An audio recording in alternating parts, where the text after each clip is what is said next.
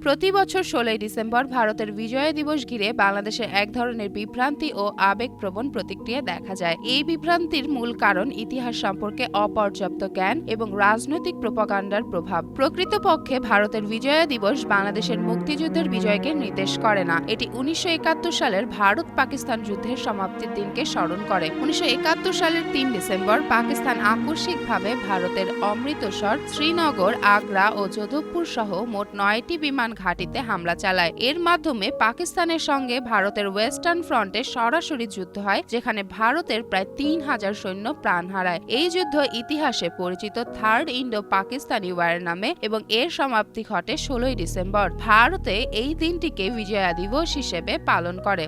অন্যদিকে বাংলাদেশের মুক্তিযুদ্ধ ছিল পাকিস্তানের বিরুদ্ধে ৯ মাস ব্যাপী এক স্বাধীনতা সংগ্রাম, যা শুরু হয় ২৬শে মার্চ এবং শেষ হয় ১৬ই ডিসেম্বর। এই যুদ্ধটি সংঘটিত হয় পাকিস্তানের সঙ্গে ইস্টার্ন ফ্রন্টে। ১৬ই ডিসেম্বর ঢাকায় বাংলাদেশ ভারতের যৌথ বাহিনীর কাছে পাকিস্তানি সেনাবাহিনীর প্রধান জেনারেল নিয়াজি ৯২,০০০ সৈন্যসহ আত্মসমর্পণ করেন। উল্লেখযোগ্য বিষয় হল, ভারত ইস্টার্ন ফ্রন্টে নিজেদের কোনো আলাদা বিজয় দিবস পালন করে না, বরং তৎকালীন ইস্টার্ন ফ্রন্টে সদর দপ্তর কলকাতার ফোর্ট উইলিয়ামে আজও বাংলাদেশের বিজয় দিবস উদযাপিত হয়, যেখানে বাংলাদেশি সেনা ও মুক্তিযোদ্ধারা নিয়মিত অংশগ্রহণ করে। ইতিহাস না জেনে আবেগে প্রতিক্রিয়া দেখানো রাজনৈতিক রেজ বেইটের সবচেয়ে কার্যকর হাতিয়ার। তাই আমাদের দায়িত্ব হলো নিজেদের রক্তে কেনা ৯ মাসের মুক্তিযুদ্ধের ইতিহাসকে অন্য দেশের স্বতন্ত্র যুদ্ধের সঙ্গে গুলিয়ে না ফেলা এবং সত্যকে দৃঢ়ভাবে তুলে ধরা।